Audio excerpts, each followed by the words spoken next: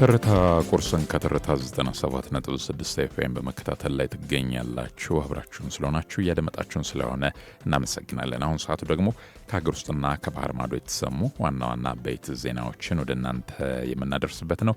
የሀገር ውስጥ ጉዳዮችን በማስቀደም እንጀምራለን።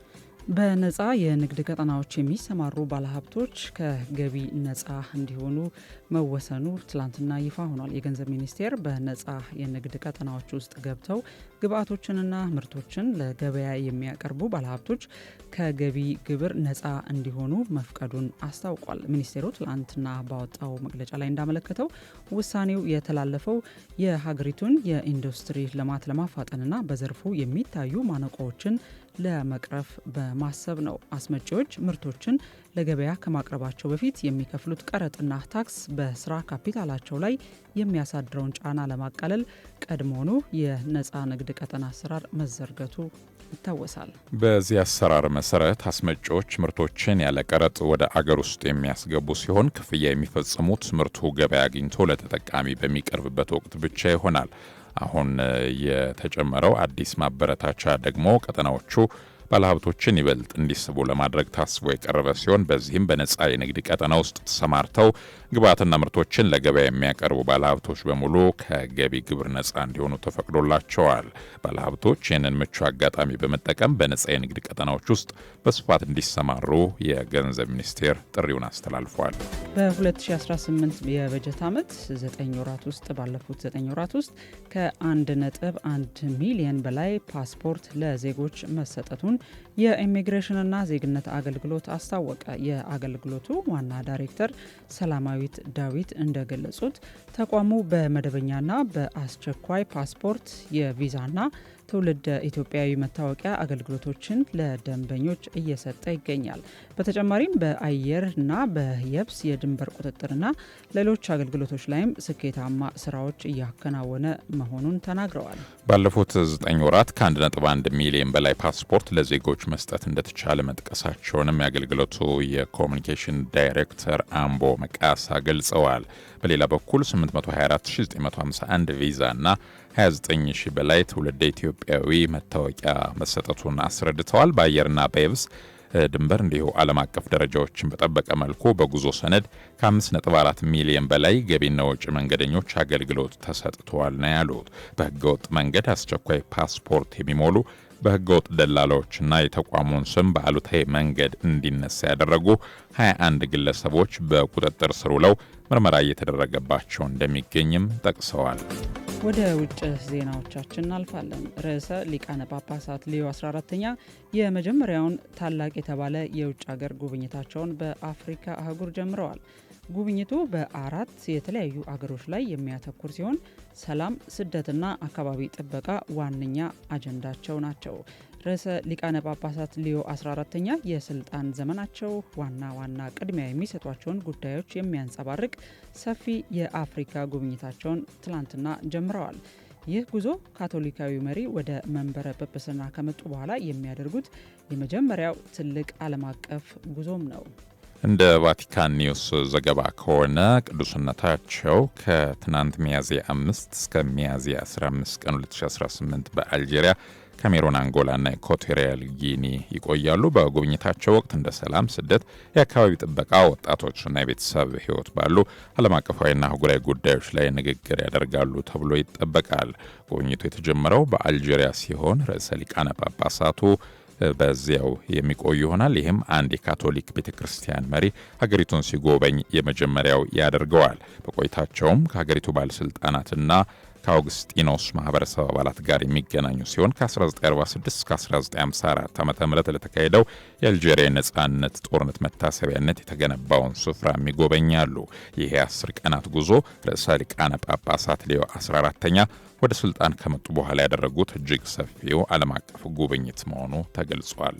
ሰሜን ኮሪያ አዳዲስ ሚሳኤሎችን በባህር ላይ መሞከሯን አስታወቀች። ሰሜን ኮሪያ ሆዮን የተባለ አዲስ የጥቁር ባህር አውዳሚ መርከቧ ላይ ስትራቴጂካዊ የክሩዝ ሚሳኤሎችንና ጸረ መርከብ ሚሳኤሎችን መሞከሯን የሀገሪቱ መገናኛ ብዙኃን ዘግበዋል። ባለፈው እሁድ የተካሄደው ይህንን የተኩስ ልምምድ የሀገሪቱ መሪ ኪም ጆንግ ኡን በቦታው ተገኝተው እንደተከታተሉት የሰሜን ኮሪያ ማዕከላዊ ዜና አገልግሎት KCNA ትላንትና ባወጣው መግለጫ ላይ አስታውቋል። በዚህ በልምምድ ወቅትም 2 ስትራቴጂካዊ የክሩዝ ሚሳኤሎችና 3 ጸረ መርከብ ሚሳኤሎች የተተኮሱ ሲሆን ሙከራውም የመርከቧን የተቀናጀ የጦር መሳሪያ ትዕዛዝ ስርዓትና የመርከበኞችን የዝግጁነት ብቃት ለማረጋገጥ ያለመ እንደነበርም ተገልጿል። የክሩዝ ሚሳኤሎች ከ2 ሰዓት በላይ በአየር ላይ በመቆየት በምዕራባዊ የባህር ዳርቻ ላይ የተቀመጡ ኢላማዎችን በትክክል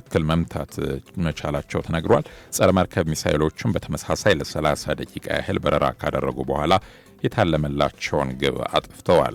መሪው ኪም ጆንግ ኡን በዚህ ወቅት በግንባታ ላይ ስላሉ ተጨማሪ 2 አውዳሚ መርከቦች ገለጻ የተደረገላቸው ሲሆን ሀገሪቱ የኒውክሌር ጦርነት የመከላከል አቅሟን ማጠናከር ቀዳሚ ተግባሯ መሆኗን በድጋሚ አረጋግጠዋል። የደቡብ ኮሪያ ተንታኞች እንደሚሉት ሰሜን ኮሪያ በአንድ ዓመት ውስጥ 4 ተመሳሳይ ዘመናዊ መርከቦችን ለመገንባት ማቀዷ የባህር ኃይሏን ጥንካሬ በፍጥነት ለማሳደግ እየሰራች መሆኑን ያሳያል። በተለይም በአሁኑ ወቅት ዓለም ትኩረቷን በመካከለኛው ምስራቅ ግጭት ላይ ባደረገችበት ወቅት ፒዮንግያንግ ይህንን አጋጣሚ በመጠቀም የጦር መሳሪያ ግንባታዋን እያፋጠነች መሆኑ ተመላክቷል።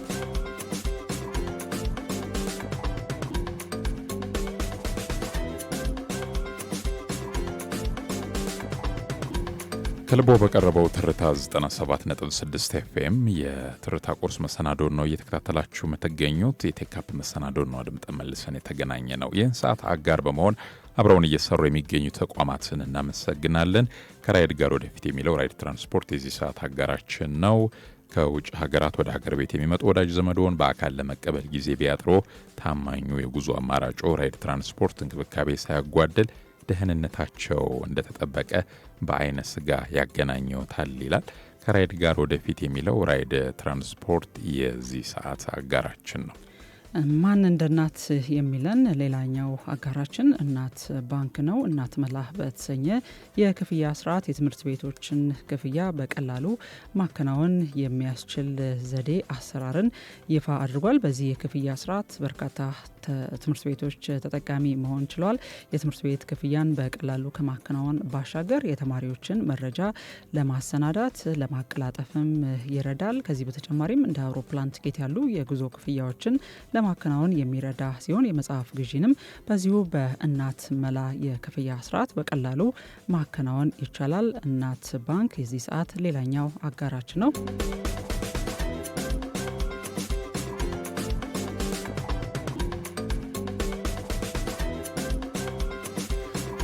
አድማጮች የሀገር ውስጥና የባህር ማዶ ዜናዎችን የምናቀርብበት ሰዓት ላይ እንገኛለን። የትርታ ቁርስ ዝግጅታችን ላይ ትገኛላችሁ።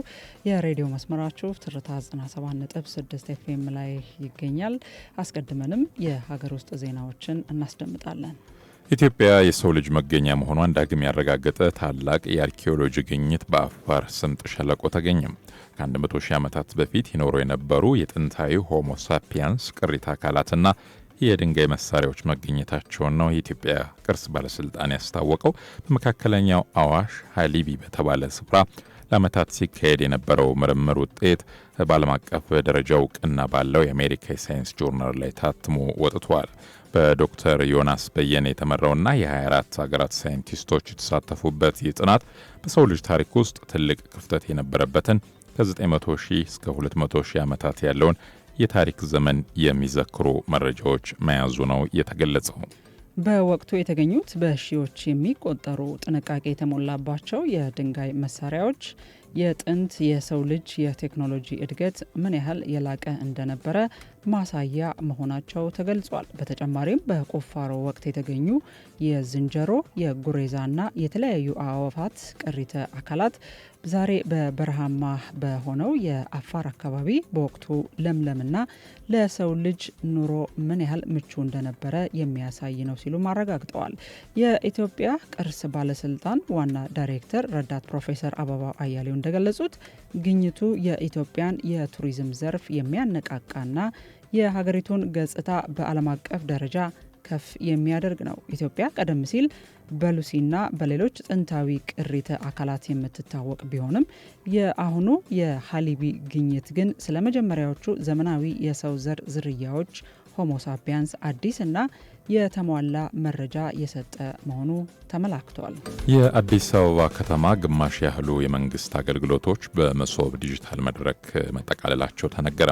የአዲስ አበባ ከተማ አስተዳደር የአገልግሎት አሰጣጥን ለማዘመንና ብልሹ አሰራርን ለመታገል የጀመረው የዲጂታል ሪፎርም ውጤት እያሳየ መሆኑን አስታውቋል። እስካሁን ባለው ሂደት 50 በመቶ የሚሆኑ የመንግስት አገልግሎቶች በመሶብ የአንድ ማዕከል ዲጂታል መድረክ ተጠቃለዋል። ከንቲባ አዳነች አቤቤ እንደገለጹት ይህ ስልታዊ እንቅስቃሴ ነዋሪዎች የንግድ ፍቃድ ማደስን፣ ግብር ማሳወቅንና የግንባታ ፍቃድን መሰል አገልግሎቶችን ካሉበት ሆነው በስልክና በኮምፒውተር እንዲያከናውኑ አስችሏቸዋል።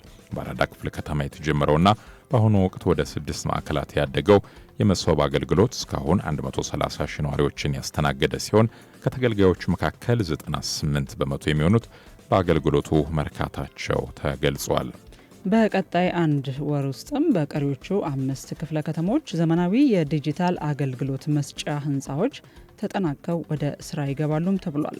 ወደ ቢሮ በአካል መምጣት ለማይችሉ ነዋሪዎች ደግሞ በዘመናዊ አውቶቡሶች ላይ የተገጠሙ ተንቀሳቃሽ የዲጂታል አገልግሎት መስጫዎች በቅርቡ አገልግሎት መስጠት እንደሚጀምሩም ተነግሯል። ይህ የማዘመን ስራ የተገልጋዩን ጊዜና ገንዘብ ከመቆጠቡ ባለፈ በመንግስትና በህዝብ መካከል ያለውን ትስስር እንደሚያጠናክርም ታምኖበታል ነው የተባለው። አስተዳደሩ በቀጣይ ከ3 እስከ 5 ዓመታት ውስጥም መላ አዲስ አበባ በሙሉ በስማርት አገልግሎቶች ለማዳረስ አቅዶ እየሰራ እንደሚገኝም ገልጿል። ከውጭ ምንጮች ወዳገኘናቸው ዘገባዎች ስናልፍ በቅድሚያም ከአፍሪካ በሱዳን ያለው የህዝብ መፈናቀልና የመልሶ መቋቋም ሁኔታ አሳሳቢ እየሆነ በመምጣቱ በሀገሪቱ ያለው ሰብአዊ ቀውስ ከቀን ወደ ቀን እየተባባሰ መሆኑን ዓለም አቀፉ የቀይ መስቀልና የቀይ ጨረቃ ማህበራት ፌዴሬሽን አስታወቀ።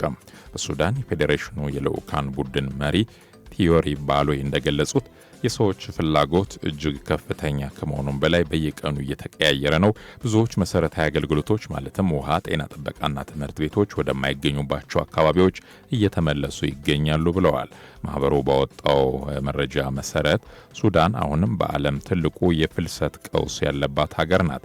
በዚህ በፈረንጆቹ 2026 ዓመት ብቻ ወደ 33 ሚሊዮን የሚጠጉ ሰዎች አስቸኳይ ሰብአዊ እርዳታ ያስፈልጋቸዋል። በሚሊዮኖች የሚቆጠሩ ሰዎች ከጥቃት ለማምለጥ ሲሰደዱ፣ ሌሎች ደግሞ ወደ ፈራረሱ መንደሮች በመመለስ ላይ ናቸው። ይህም የረድኤት ድርጅቶች አሰራራቸውን በየጊዜው እንዲቀያየሩ እንዳስገደዳቸው ነው የተገለጸው። የሱዳን ቀይ ጨረቃ ማህበር ዋና ጸሐፊ አህመድ አልታይብ ሱላይማን በበኩላቸው የፍላጎቱ መጠን ከአቅም በላይ ነው፣ ሱዳን መረሳት የለባትም ሲሉ ጥሪያቸውን አስተላልፈዋል። ማህበሩ በአሁኑ ወቅት የገንዘብ ድጋፍን እንደ ዋነኛ የእርዳታ ስልት እየተጠቀመ መሆኑንም ገልጿል። የዓለም አቀፉ ማህበር ለስራው የሚውል የገንዘብ ድጋፍ እያሽቆለቆለ በመምጣቱ ለሰብአዊ ድጋፍ ስራው እንቅፋት እየሆነ መሆኑን በማስጠንቀቅም ዓለም አቀፉ ማህበረሰብ አስቸኳይ ድጋፍ እንዲያደርግ ጠይቋል። በሱዳን መደበኛ ጦርና በፈጣን ድጋፍ ሰጪ ኃይሎች መካከል ከሚያዝያ 2015 ጀምሮ የተቀሰቀሰው ጦርነት በሺዎች የሚቆጠሩ ሰዎችን ለሞት በሚሊዮኖች የሚቆጠሩትን ደግሞ ለስደት መዳረጉ ይታወሳል። አናዱሉ ነው የዘገበው። በመጨረሻም ኢራን የዩራኒየም የማበልጸግ ስራዋን እስከ 5 ዓመት ለሚደርስ ጊዜ ለማቆም ሀሳብ ማቅረቧ ተሰማ። ኒውዮርክ ታይምስ ከፍተኛ የኢራንና የአሜሪካ ባለስልጣናትን ጠቅሶ እንደዘገበው ኢራን ያቀረበችው ይህ የቆይልኝ ጥያቄ በአሜሪካ በኩል ተቀባይነት አላገኘም። አሜሪካ በእንቅስቃሴው ላይ የ20 ዓመት እገዳ እንዲጣል መወትወቷን ነው የተገለጸው። ሁለቱ ሀገሮች በፓኪስታን ባካሄዱት ንግግር የቴህራን የኒውክሌር እንቅስቃሴን ለማገድ የተለያዩ የሀሳብ ልውውጦችን ቢያደርጉም አሁንም ድረስ በስምምነት ላይ ለመድረስ ሰፊ ልዩነት እንዳላቸው ሪፖርቱ አመልክቷል። ይሁን እንጂ ውይይቶቹ አሁንም ለሰላም ስምምነት መንገድ ሊኖር እንደሚችል የሚጠቁሙ ሲሆን ሁለተኛ ዙር የፊት ለፊት ንግግር ሊደረግ እንደሚችልም ተነግሯል። ቢቢሲ በጉዳዩ ላይ የዋይት ሀውስ ምንጮችን ለማነጋገር ጥረት እያደረገ እንደሚገኝም ነው የጠቀሰው። የኢራን የኒውክሌር ፍላጎት የግጭቱ ዋነኛ መነሻ ሆኖ የቆየ ሲሆን ዶናልድ ትራምፕ ባለፈው እሁድ በሰጡት መግለጫ አሜሪካን ኢራን የኒውክሌር መሳሪያ እንዳይኖራት አስፈላጊውን ሁሉ እንደምታደርግ በድጋሚ ማረጋገጣቸው ይታወሳል።